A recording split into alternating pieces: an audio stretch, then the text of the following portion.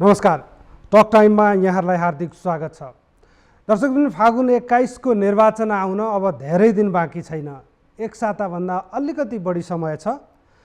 यसका बीचमा अझै पनि निर्वाचन हुँदैन कि भन्ने संशय यदाकदा हामीले देखि नै राखेका छौँ। हुन त कतिपय राजनैतिक दलका नेताहरूले नै भन्ने गर्नुहुन्छ, चुनावमा मतदान दिनका निमित्त लाइन बसिराखेका नेपालीलाई पनि कतिपय बेला होइन यो चुनाव हुँदैन कि भन्ने संशय व्यक्त गर्ने परिवेश हाम्रो विगतको हो। त्यसैले पनि चुनाव हुँदैन कि भन्ने, भइहाल्दाखेरि चुनाव कस्तो होला भन्ने र कुन राजनैतिक दल विचार या सांसदले जित्ला भन्ने बहस यति बेला नेपाली मिडियामा, सामाजिक सञ्जालमा बाक्लो छ। पछिल्लो सर्वेक्षण अनुसार झन्डै 85% नागरिकका हातमा अहिले डिजिटल फोन पुगेको छ र 82% त इन्टरनेटको सुविधाबाट प्रशस्त मात्रामा चुनावी कामहरू, अभियानहरू, सूचनाहरू पाइ नै राखेका छन्। तर यस्ता सूचनाहरू पनि पाइराखेका छन् जसलाई भर पर्दाखेरि गलत सूचनाको चाहिँ शिकार बन्नुपर्ने अवस्था अहिले पनि हामीसँग छ। त्यसैले चुनावको मुखमा अथवा चुनावको बेला सबैभन्दा धेरै गलत सूचनाहरूबाट प्रभावित हुनबाट नागरिकलाई, मतदातालाई कसरी बचाउने, के हुन सक्छन् त्यसका आधारभूत मापदण्डहरू, कसरी चिन्ने गलत या सही सूचना, यी विषय र चाहिँ निर्वाचनले के साँच्चै निर्वाचन हुन्छ कि हुन्न र भयो भने देश कतातर्फ मोडिने सम्भावना छ, यिनै विषयको सेरोफेरोमा आज हामी छलफल गर्दैछौँ। मिडिया विज्ञ, मिडियाको क्षेत्रमा लामो समय काम गर्नुभएका र अहिले विशेष गरी गलत सूचना र सही सूचना के हो त्यसलाई कसरी जान्ने र कसरी ग्रहण गर्ने भन्ने विषयमा आफ्नो विज्ञता राख्नुहुने उज्जवल आचार्यजी हामीसँग हुनुहुन्छ। वरिष्ठ अधिवक्ता सुरेन्द्र महतो हामीसँग हुनुहुन्छ। यहाँ दुवैलाई स्वागत छ कार्यक्रममा। धन्यवाद। नमस्ते। सुरेन्द्रजी, यहाँबाटै सुरुवात गर्न मन लाग्यो मलाई। अझै पनि चुनाव हुँदैन कि भन्ने संशय नेपाली राजनीतिक वृत्तमा किन व्यक्त भइराखेको छ? मूलतः हामीले हेर्नुपर्ने कुरो, प्रधानमन्त्री सुशीला कार्कीजीलाई प्रधानमन्त्रीको नियुक्ति गर्दाखेरि उहाँको नियुक्ति पत्रमै प्रष्ट भाषामा भनिएको छ, फागुन 21 गते 82 सालको फागुन 21 गते निर्वाचन कामको सम्पन्न गर्नका लागि प्रधानमन्त्रीमा नियुक्ति गरेको। भनेपछि अहिलेको सरकारको नियुक्ति नै निर्वाचन गराउनका लागि मात्र हो, एकदम सीमित दायरा छ। र त्यसुपरान्त सरकारले पनि तदनुरूप नै काम गरिरहेछ। अहिले सरकारको पुरै फोकस निर्वाचनमै छ, निर्वाचन गर्न सम्पन्न गर्नेतिर। र निर्वाचन आयोगको कुरा पनि बुझ्दाखेरि निर्वाचन आयोगको पनि तयारी पुरै तयार, पुरा फिनिसिङ मात्रै बाँकी छ। निर्वाचन मतदान गर्नु मात्रै बाँकी छ, बाँकी सम्पूर्ण कुरा तयार भइसकेको छ। मतपत्रहरू छपाईको काम सम्पन्न भइसकेको छ।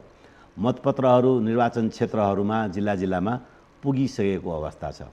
र माहौल हेर्दाखेरि मैले भन्नुभएको थिएँ, अहिलेको कान्तिपुरमै एउटा सर्वेक्षण प्रकाशन भएको छ, त्यसमा पनि निर्वाचनको पक्षमा निर्वाचन हुने माहौल सृजना भइसकेको छ। अन्य पनि सर्वेहरूले देखाइरहेछ कि जनता निर्वाचनको पक्षमा छन्। र मिडियाहरू पनि हेर्दाखेरि, सामाजिक सञ्जाल पनि हेर्दाखेरि र गाउँघरमा, जिल्लाहरूमा निर्वाचन क्षेत्रको चहल पहल हेर्दाखेरि, अथवा चिया पसलदेखि लिएर, पान पसलदेखि लिएर, विभिन्न ठाउँमा पनि चर्चादेखि लिएर रिक्सा पुलर, ट्याक्सी चालक अथवा त्यो ई रिक्सा चालकहरूसँग कुराकानी हेर्ने हो भने माहौल पुरै निर्वाचनमय भइसकेको छ। त्यसका बावजुद पनि संशय व्यक्त गर्न छोडिएको छैन। यसमा दुईवटा कुरा म जोड्न चाहन्छु यहाँलाई। एकातर्फ कतिपयले होइन यसका विरुद्ध सर्वोच्च अदालतमा मुद्दा पनि त परेको छ नि, यदि अदालतले निर्वाचन हुनुभन्दा अगाडि नै आफ्नो कुनै यसको विपक्षमा आफ्ना भर्डिक्टहरू दियो भने त्यस पछाडि यसलाई असर पार्छ कि भन्ने संशय एकातिर। अर्कोतिर पूर्व राजाका अभिव्यक्ति हुन् या निर्वाचन सही ढङ्गले हुँदैन कि भनेर संशय व्यक्त गर्ने नेकपा एमाले र त्यो शक्तिले अहिले पनि संशय व्यक्त गरिरहँदा होइन के हो भन्ने ठाउँ त रह्यो नि त्यहाँ, होइन? ठिक छ, यसो कुरा गरौँ। यसमा पहिलो कुरो त के अरे, पहिलो प्रश्न तपाईँको के थियो भने त्यो अदालत कुरा। अदालत कुरा अब औचित्य त्यसको छैन। अब अदालतमा जुन मुद्दा परेको छ, संसद विघटन र प्रधानमन्त्रीको नियुक्तिको विषयलाई चुनौती दिएर यो गैर संवैधानिक हो भनेर जुन मुद्दा परेको छ, त्यो मुद्दाको साधारण तारिक भनिन्छ अदालतको भाषामा, तारिकमा बोलाएको त्यो निर्वाचन पछिको डेट भएको छ। अब भनेपछि 21 गते पछि साधारण तारिक हुन्छ, त्यसपछि त्यो फेरि पेशी चल्छ, त्यसपछि फैसला हुने कुरा हो। अर्थात् निर्वाचन 21 गतेभन्दा पहिले 21 गतेसम्ममा सर्वोच्चको कुनै किसिमको फैसला आउने सम्भावना छैन। त्यसकारणले अदालतमा मुद्दा परेको कारणले मात्र अब निर्वाचन रोकिने कुनै सम्भावना अब छैन। त्यो सम्भावना कानुनी अडचन छैन छैन, अब त्यो समाप्त भएर गइसक्यो। दोस्रो कुरो राजनीतिक परिदृश्यमा सबभन्दा ठुलो मान्छेलाई अहिले लागेको कुरा निसंशय कि पूर्व राजा ज्ञानेन्द्र शाहले नै चुनाव गराउन हुँदैन, पहिले राजनीतिक सहमति गरौँ, सर्वपक्षीय सहमति गरौँ, त्यसपछि चुनाव गरौँ, यो चुनावले कुनै निकास दिँदैन भन्ने जुन स्वयं राजाले नै बोलिसके पछाडि अब केही हुन्छ कि भन्ने अनुमान। हालाकि 81 सालको पनि यसै गरी फागुन 7 गतेमा पूर्व राजाले एउटा वक्तव्य जारी गर्नुभएको थियो, त्यसमा जनताले हस्तक्षेप गर्नुपर्ने आशयको कुरा निकाल्नु भएको थियो। त्यसको परिणाम के भयो भन्दाखेरि 3 कुनेमा, काठमाडौँको 3 कुनेमा दुर्गा प्रदर्शन गर्नुभयो, धेरै हङ्गामा पनि भए, त्यहाँनिर अलिकति नागरिकले ज्यानै गुमाउनु पर्यो नि, एकजना पत्रकारले नै ज्यान गुमाउनु पर्ने अवस्था आयो। अहिले ठ्याक्कै त्यसको 1 वर्षपछि यो 82 सालको फागुन 7 गते चुनाव नै गराउनु हुँदैन भन्ने आशय दिएपछि उहाँका समर्थकहरूले फेरि केही वितण्डा मचाउला कि फेरि केही सडक आन्दोलन केही गर्ला कि भन्ने जुन संशय छ, त्यो संशयको सम्भावना एउटा दुर्गा प्रसाई मार्फत, अर्को राजा सहितको लोकतान्त्रिक व्यवस्था कायम हुनुपर्छ भन्ने राप्रपा होइन। त अहिले दुर्गा प्रसादलाई सरकारले नियन्त्रणमा राखिरहेछ, उसलाई क्लोजली वाच गरिरहेछ, उनको कुनै पनि विरोधका कार्यक्रमहरूमा नियन्त्रण गर्ने काममा सरकार लागि परेको छ। अर्को कुरो रह्यो राप्रपाको कुरा, त राप्रपाले राजाको सन्देशलाई अहिलेसम्म रियाक्ट गरेको छैन। राजाले चुनाव हुनु हुँदैन भन्ने जुन कुरा गर्नुभयो त्यसमा राप्रपा पार्टी आफैले पनि वक्तव्यलाई स्वागत गर्छौँ, त्यसको ओनरसिप लिन्छौँ त भन्नुभयो उहाँहरूले, तर निर्वाचन रोकिनुपर्छ भन्नुभएको छैन उहाँले, निर्वाचन हुनु हुँदैन भन्नुभएको छैन। र राप्रपाले निर्वाचन सहभागी भइसकेका छन्, उहाँ देशभर आफ्ना उम्मेदवार खडा गर्नुभएको छ, उहाँको उम्मेदवारहरू चुनावी प्रचारमा लागिसक्नु भएको छ। तसर्थ राजाको त्यो सन्देशको कुनै खासै धेरै चुनाव बिथोल्नेतर्फ, चुनाव नहुनेतर्फ कुनै क्रियाकलाप होला भन्ने अनुमान गर्न कठिन छ। त्यो चाहिँ अब त्यो सम्भावना पनि क्षीण देखिन्छ। जनताको जुन अभूतपूर्व, जनतामा जुन अभूतपूर्व भनौँ न त्यो उत्साह देखिएको छ निर्वाचनप्रति, त्यो उत्साहले गर्दाखेरि यदि कुनै शक्तिले त्यसलाई बिथोल्ने प्रयास गर्दाखेरि पनि जनताले उस विरुद्धमा खडा हुने हो कि भन्ने संशय पनि छ। त्यसकारणले मलाई लाग्छ निर्वाचन हुने सम्भावना अब नहुने सम्भावना टरेर गएको छ। रह्यो अब तेस्रो कुरा यहाँले उठाउनु भएको छ नेकपा एमालेको संशय। त्यो नेकपा एमालेको संशय के हो भन्दाखेरि 23 गते जुन विद्यार्थीहरू मारिए, 70-75 जना मारिए, त्यसको स्वाभाविक प्रतिक्रिया 24 गते भयो। तर त्यसमा केही घुसपैठ पनि भयो, तर त्यो स्वाभाविक प्रतिक्रियामा भएको जुन धनजनको क्षति भयो त्यसको नेतृत्व गरेको एमाले, खास गरी प्रधानमन्त्री केपी शर्मा ओली र गृहमन्त्री नेपाली कङ्ग्रेसमा नेतृत्व परिवर्तन भएर पुरा चुनावमा भइसकेको छ। एमालेमा नेतृत्व परिवर्तन भएको छैन। जुन नेतृत्व परिवर्तन भने पुनर्निर्वाचित भएर अझै चाहिँ एप्रुभल अनुमोदित भएर आउनु भएको छ भनेपछि उहाँलाई के छ भने जनतामा कहीँ न कहीँ एमाले प्रति आक्रोश छ कि उहाँकै नेतृत्वको सरकारले यो गरेको हुनाले नेकपा एमालेका उम्मेदवारहरूलाई चुनावमा प्रचार प्रसार गर्न केही अवरोध सृजना हो कि अथवा नेकपा एमालेको आक्रमण हुने हो कि। तर टिल डेट आज 21 गते चुनाव, आज 12 गते भइसक्यो। 12 गतेसम्मको घटनामा एउटा छिटपुटकै झन्डा जलाउने जस्तो एउटा सामान्य कुरादेखि लिएर अरू कुनै ठुलै किसिमको हङ्गामा भएको अवस्था देखिएको छैन। र एउटा दाङतर्फ जुन झन्डा जलाउने कुरा भएको थियो त्यो पनि अब नियन्त्रणमा आइसकेको छ। जस्तै अब घन्टी बजाउँदै हिँडेको पनि आपत्ति जनाउँदाखेरि निर्वाचन आयोगले अहिले घन्टी बजाउन पाइँदैन, चिन्हको प्रयोग, चिन्हको भौतिक रूपमा चिन्हहरूलाई लिएर हिँड्न पाइँदैन भनेपछि नेकपा एमालेको पाटोबाट हेर्दाखेरि नेकपा एमाले आफै पनि फेरि चुनावमा पूर्ण रूपेण होमिसकेको छ। केवल आशंका हामीलाई अप्ठ्यारो पार्ने हो कि भन्ने आशंका छ। त्यो आशंकाको निराकरण सरकारले गरिदिरहेछ। सरकारले यथेष्ट किसिमको सुरक्षा व्यवस्था गरेको हुनाले निर्वाचन हुन्छ भन्ने कुरामा ढुक्क हुनुपर्ने अवस्था छ। उज्जवलजी, अब निर्वाचन त हुन्छ उहाँले भन्नुभए अनुसार होइन, सरकारको तयारी सबै कुरा हेर्दाखेरि पनि हुन्छ नै भन्ने बाटोमा गएको देखिन्छ। तर अब कस्तो चुनाव हुन्छ, के यसले साँच्चै समाजका राजनीतिक वृत्तका समस्याहरू समाधान गर्छ त? मतदाताले आफ्नो सही विवेक प्रयोग गरेर चाहिँ मतदान गर्ने अवस्था बन्छ त? अहिले विश्वभरि नै फैलिराखेको चाहिँ पपुलिस्ट राजनीति र त्यसलाई चाहिँ विभिन्न सामाजिक सञ्जालहरू मार्फत फैल्याउने र प्रभाव पार्ने जुन क्रम देखिएको छ, के यसले सही मानेमा भोटिङ हुने सम्भावना छ त भन्ने एउटा अर्को फरक परिदृश्य छ। यसलाई कसरी लिने? यो जे भइराखेको छ अहिले हाम्रोमा, यो स्वाभाविक भइराखेको छ या यसमा चाहिँ गम्भीर चिन्ता गर्नुपर्ने विषय छ? यसरी सोचौँ न, चिन्ता गर्ने विषय चाहिँ छन्। हजुर, त्यहाँ मैले जति कुरा अहिले गर्छु तपाईँले उठाउनु भएको विषयवस्तुभित्र रहेर त्यो विषयवस्तुभित्र चाहिँ चिन्ता गर्नुपर्ने विषयवस्तुहरू सङ्केतहरू चाहिँ देखिएका छन्। निर्वाचन परिणामपछि, निर्वाचन भइसकेपछि चाहिँ हाम्रो समाज, हाम्रो राजनीति कता जान्छ भन्ने हिसाबका कुराहरूले चिन्ता व्यक्त गर्ने ठाउँहरू चाहिँ छन्। त्यो कहाँ छन् त भन्दाखेरि हामीले अघिल्लो चुनाव हेऱ्यौँ, त्योभन्दा अघिल्लो चुनावदेखि चाहिँ मिथ्या सूचना कसरी फैलिँदो रहेछ चुनावको क्रममा भन्ने कुरा अध्ययन गर्दै आइरहँदाखेरि चाहिँ अहिलेको अवस्था चाहिँ के हो त भन्दाखेरि कि मिथ्या सूचना चाहिँ एकदमै धेरै वृद्धि भएको छ। 17 सालको चुनावभन्दा 22 सालमा बढाएको थियो, त 22को भन्दा अहिले तपाईँको आएर हेर्दाखेरि एकदमै त्यो वृद्धि चाहिँ एकदमै हामीले त्यसलाई त्यो ठुलो वृद्धिका रूपमा लिन सक्छौँ। अलिकति फरक खालको वृद्धि चाहिँ के छ त हामीले देखेको के छ त भन्दाखेरि यस अगाडिको चुनावमा धेरै जस्तो मिथ्या सूचना चाहिँ जुन गलत जानकारीहरू आउँथ्यो त्यो चाहिँ उम्मेदवारहरूले आफ्नो प्रशंसाका लागि या आफ्नो प्रचारका लागि या आफ्नो दललाई राम्रो देखाउनका लागि गर्ने चाहिँ धेरै जस्तो मिथ्या सूचना चाहिँ त्यस्तो प्रकारका हुन्थे जहाँ उनीहरूले आफूलाई या आफ्नो दललाई या आफ्नो पक्षलाई या आफ्नो विचारलाई राम्रो देखाउनलाई चाहिँ गलत जानकारीहरूको चाहिँ प्रयोग गर्थे। अहिले चाहिँ के देखिएको छ त अहिलेको चुनावमा भन्दाखेरि चाहिँ त्यो चाहिँ ठ्याक्क उल्टिएको छ। अहिले आफ्नो राम्रो भन्दा पनि अरूलाई नराम्रो देखाउन, विपक्षीलाई नराम्रो देखाउन, विपक्षीलाई होच्याउन ह्याउने खालका मिथ्या सूचनाहरू चाहिँ बढी देखेका छन्।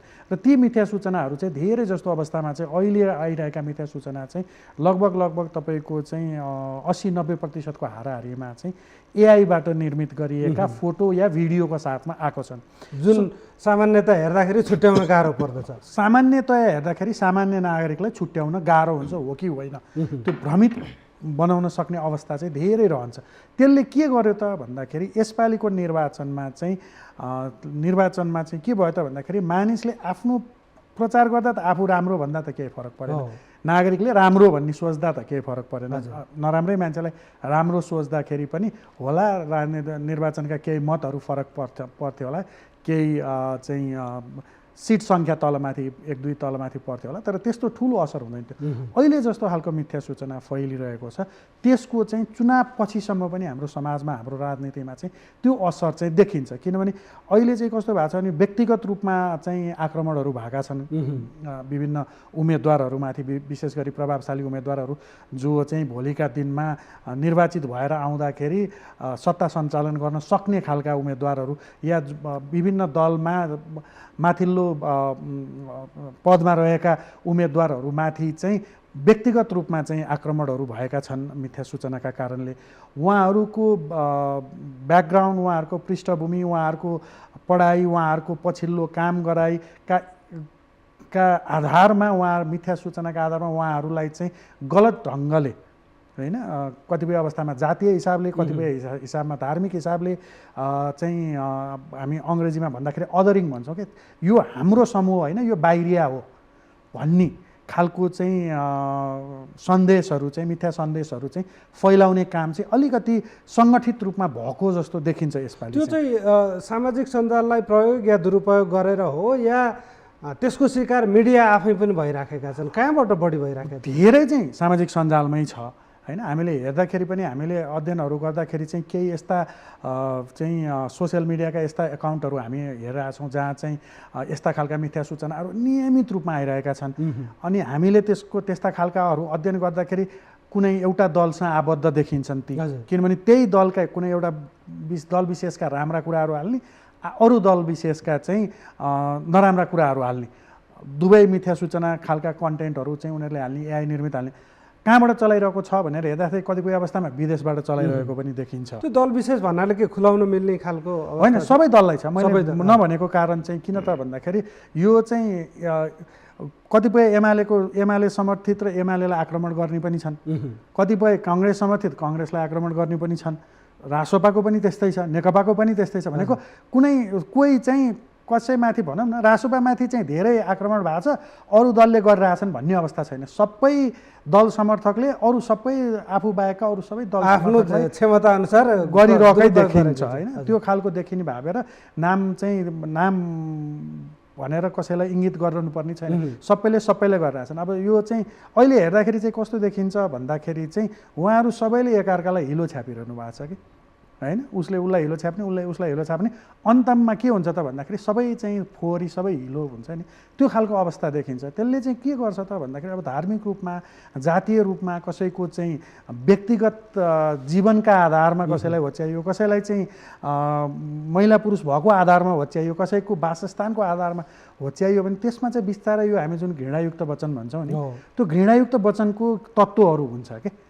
त्यसले चाहिँ समाजमा जुन खालको हाम्रो चाहिँ समाज छ, जसरी हामी चाहिँ विविधतामा एकता भनेर बसिरहेछौँ, त्यो विविधतायुक्त समाजमा चाहिँ जुन सानो सानो केही न केही त विविधतामा चाहिँ बिचमा केही न केही ग्याप छ नि, त्यो ग्यापलाई चाहिँ त्यो खाडललाई चाहिँ ठुलो बनाउँदै लगेर सामाजिक ध्रुवीकरण चाहिँ बढाउने सम्भावना। कतिपय सन्दर्भमा त हामीले मधेसका केही ठाउँमा वीरगञ्ज लगायतका ठाउँमा सामाजिक सञ्जालमा त्यसरी फैलाइएका या अभिव्यक्त गरेका कुराबाट झन्नै सामाजिक चाहिँ झडप परेका परिदृश्य पनि देखियो होइन। त्यसले त समाजमा हिंसा पनि फैलाउँछ, तर सबभन्दा ठुलो के त्यस्ता पछि फैलिने हिंसाहरूलाई अहिलेदेखि त्यसले चाहिँ मलजल गरिरहन्छ क्या।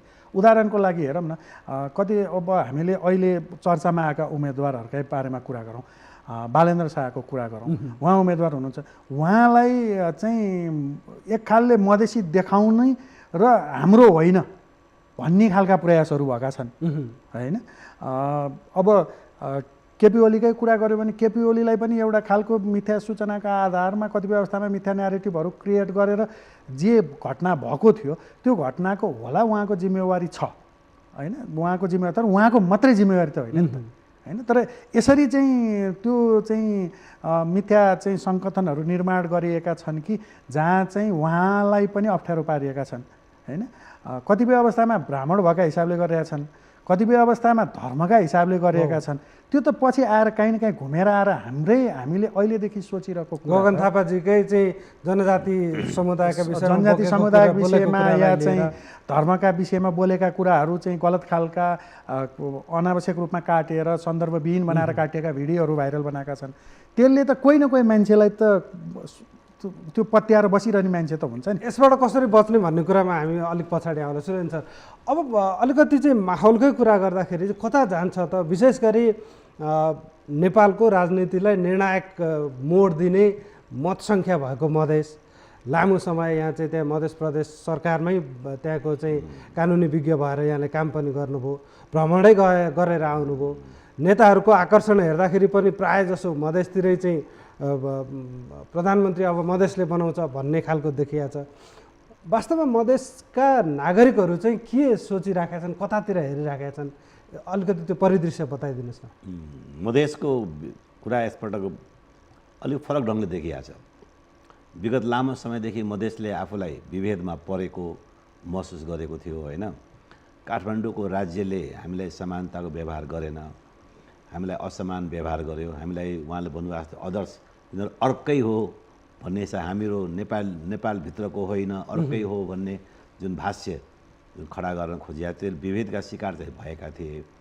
त्यसको कारणले मधेसमा ठुलो आन्दोलन पनि भयो, विद्रोह पनि भयो, धेरै मान्छे शहादत पनि भए र यो मधेस विद्रोहकै कारणले गर्दाखेरि नेपालमा संघीयता संस्थागत भएको अवस्था पनि छ।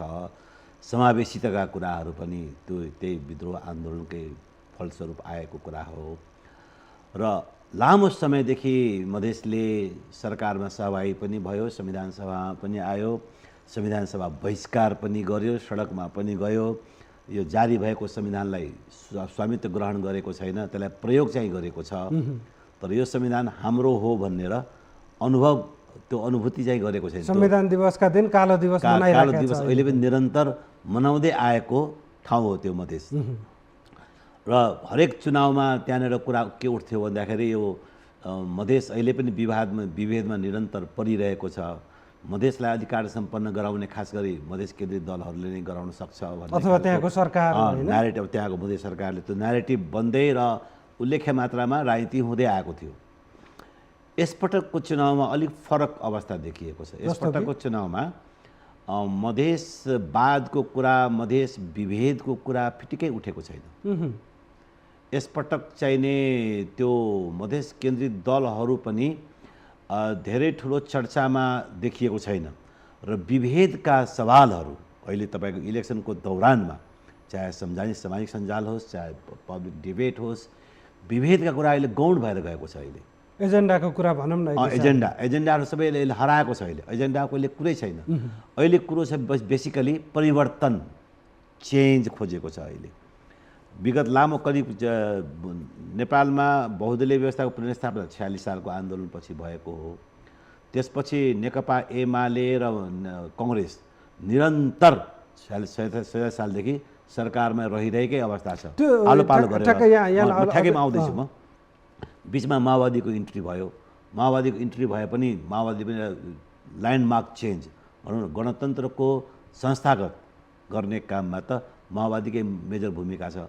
अहिलेको चुनावमा परिवर्तनको नाममा अहिले एक किसिमको छुट्टै किसिमको लहर, त्यो लहर चाहिँ कस्तो खालको मैले अब्जर्भ गर्दाखेरि चाहिँ हजुर जस्तो यहाँले भन्नुभयो कि एजेन्डा मुखरित भएर आएका छैनन्, सतहमा बहसमा एजेन्डा छैनन् भने त्यो कस्तो खालको चेन्ज, के परिवर्तन, कसरी परिवर्तन, के भन्न खोज्या हो त? त्यो मलाई के लाग्छ भन्दाखेरि अहिले भनौँ न प्रष्ट भाषामा पुरा देशले देखिरहेको छ अहिले बालेन लहर। बालेन लहर जुन छ वास्तवमा मधेससँग बालेनको कुनै खासै सम्बन्ध छैन र मधेसमा जन्मिएको पनि होइन। बालेन काठमाडौँको नर्देहीमा जन्मेको, नर्देहीमा हुर्किएको, काठमाडौँमै उसको पढेको लेखेको सम्पूर्ण कुरा उहाँ काठमाडौँमा भएको छ। मधेससँग उहाँको पुर्खौली, उहाँको पुर्खाहरूको थलो चाहिने हो, पुर्खौली थलो हो, उहाँको आफ्नो थलो चाहिने होइन र मधेससँग उहाँ कुनै कनेक्टिभिटी पनि थिएन। तर यसपटक खोइ के जादु भएको हो, बालेन लहर खास गरी त्यो माघ 5 गतेको घोषणापछि र रासपामा के अरे यो बालेनको प्रवेश अनि वरिष्ठ उपाध्यक्षको चाहिने के अरे पद, त्यसपछि निर्वाचनमा चाहिने प्रधानमन्त्रीको उम्मेदवार, मलाई लाग्छ बालेनलाई प्रधानमन्त्रीको जुन उम्मेदवार घोषणा गरेको छ नि, त्यो उम्मेदवारको घोषणाले गर्दाखेरि मधेसमा चाहिँ ठुलो लहर आएको छ। मधेसको युवा चाहिँ प्रधानमन्त्री मधेसको भनेर होइन, त्यो मधेसी मूलको भनेर होला जस्तो लाग्छ मलाई। किनभने मधेसको बारेमा उहाँले कहिले कुरा पनि गर्नुभएको छैन। मधेसको बारेमा उहाँले लेखेको चाहिँ शाहको सह पातलो हो कि मोटो हो, उहाँले मधेस छोड्नु भएको भएन भन्ने काठमाडौँमा कबाडी व्यवसाय गर्ने प्राय मधेसी मूलका मान्छेहरू, उहाँलाई त बालेनले लखेटेकै छन्, लखेटे भएको छ। त्यस कारणले उहाँलाई मधेसले आफ्नो मित्रताको रूपमा पनि धेरै मेरो मित्र हो भन्ने पनि होइन। तर एउटा कुरा के देखियो भन्दाखेरि मधेसी मूलको त हो नि भन्ने एउटा सेन्स, मधेसी मूलको त हो नि, हाम्रो लागि केही गरेको छैन, मधेसी मूलको हो र यो काम गर्ने मान्छे हो भन्ने कुरा छ। ठिक छ, यो काम गर्ने मान्छे हो, काठमाडौँमा राम्रो काम गर्यो, सरकारले काम गर्न दिएन, उसलाई डिस्टर्ब गर्यो। अब काठमाडौँमा काम गर्ने मान्छे मेयर भएर र काठमाडौँले बालेनलाई एक्सेप्ट गर्यो। काठमाडौँ राजधानीले जसलाई राजसत्ता भन्छ नि, राजसत्ताको केन्द्र भनेको काठमाडौँ, काठमाडौँले जसलाई स्वीकार गरेको छ, जसले काठमाडौँमा बनाउने काम गर्यो र केन्द्र सरकारबाट हस्तक्षेपकारी उसलाई काम गर्न दिएन। अब यो मान्छे प्रधानमन्त्री भएपछि यसले देश नै बनाउँछ कि भन्ने खालको मान्छेबाट आशा पलाएको छ र त्यो खास गरी बालेन शाह जुन त अहिले भनौँ नि, यो पातलो शाह कि मोटो स होइन, त्यो पातलो शाह स कि मोटो समा मधेसले के फिल गर्यो भन्दाखेरि बालेन त मधेसको लागि केही गरेकै होइन, ऊ त काठमाडौँ हुर्क्यो, काठमाडौँमा बस्यो र उसको थरले गर्दाखेरि उसलाई त फेरि मधेसी नै बनाउनु खोज्दो रहेछ। उसलाई त उसले मधेसको त हुँदा पनि होइन, तर मधेसी मूलको भनेर उसलाई फेरि विभेदको एउटा न्यारेटिभ सेट गर्न खोज्दैछ। त्यो चाहिँ ठिक कुरा होइन भन्ने खालको पनि सन्देश पनि मधेसमा भयो। उज्जवलजी, ठ्याक्कै यसैसँग मैले रिलेट गरेर के यहाँसँग बुझ्न खोजेँ भने हो, यो खालको माहौल चाहिँ सामाजिक सञ्जालमा र अहिले विश्वभरि चाहिँ फैलिराखेको पपुलरिजमको राजनीति, त्यसमा सिर्जना गरिने अल्गोरिदम र यसले पार्ने नागरिकमा पार्ने प्रभाव, यसको परिणति हो। कामकै चाहिँ कार्यक्षमता कार्य सम्पादनकै हिसाबले हेर्ने हो भने त काठमाडौँ महानगरपालिका नगरपालिकाहरूमध्ये पनि अब्बल होइन नि त, होइन? विकास बजेटकै कुरा गर्ने हो भने उहाँ अब्बल साबित भएको पनि होइन। यस्तो परिवेश बनाइँदैछ भन्ने टिप्पणी पनि हामीले प्रशस्त सुन्छौँ, विशेष गरी स्थापित राजनैतिक दलहरूका नेताहरूका तर्फबाट।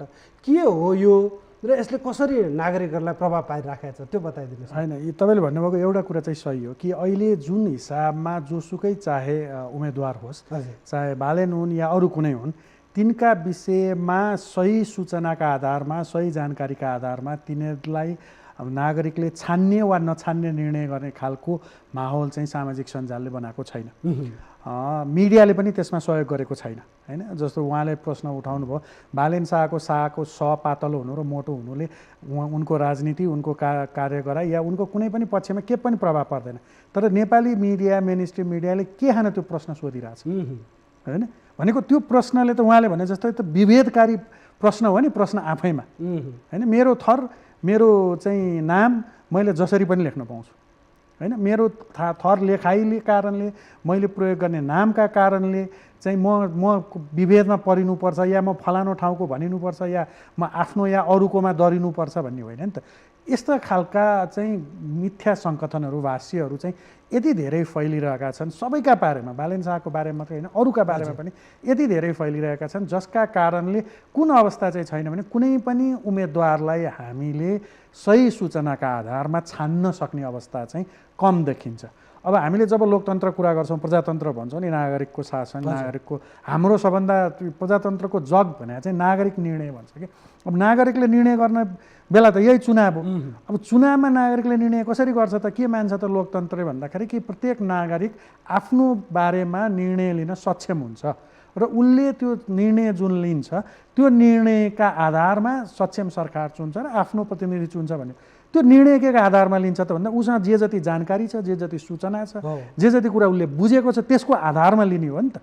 त्यसको आधारमा उसले गुण र दोष छुट्याएर मेरा लागि फलानु उम्मेदवार उपयुक्त हुन्छ या अर्को उम्मेदवार उपयुक्त हुन्छ भनेर निर्णय लिने हो नि। अब हाम्रो चाहिँ अवस्था कस्तो भइदियो त अहिले भन्दाखेरि, हाम्रो मात्रै होइन विश्वभरि भन्नुभयो तपाईँले जुन पपुलिजमको राइज आउँदाखेरि चाहिँ कि त्यो निर्णय लिन हामीले प्राप्त गरेको सूचना पनि आधिकारिक भएन कि।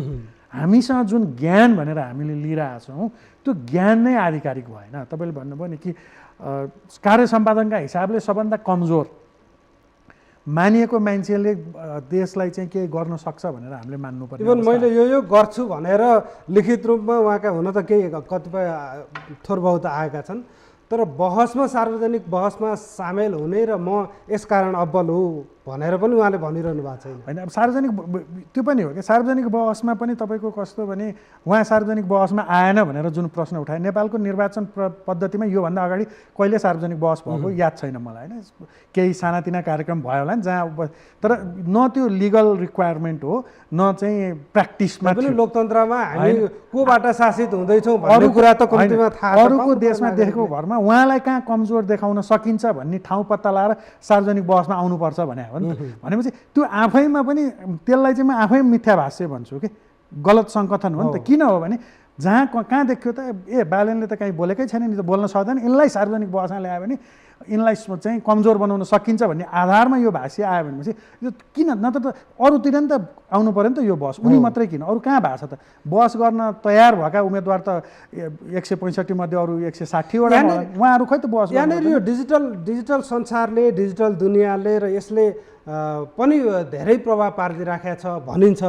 यसको कतिको प्रभाव हुन्छ? जस्तो उहाँले चाहिँ पोस्ट गर्दा बित्तिकै यति हजारको चाहिँ लाइक्स आयो या सेयर भयो अथवा प्रभाव पर्यो, त्यसले उहाँलाई पपुलर देखायो, त्यो डिजिटल पपुलारिटी हो, गुगलले देखाएको पपुलारिटी हो भनेर कतिपयले आलोचना गरे। Digital popularity equivalent to votes चाहिँ हुँदैन, होइन? उहाँले जति लाइक्स पाउनुहुन्छ त्यति भोट पाउनुहुन्छ अथवा त्यसकै आधारमा भोट पाउनुहुन्छ भन्ने होइन।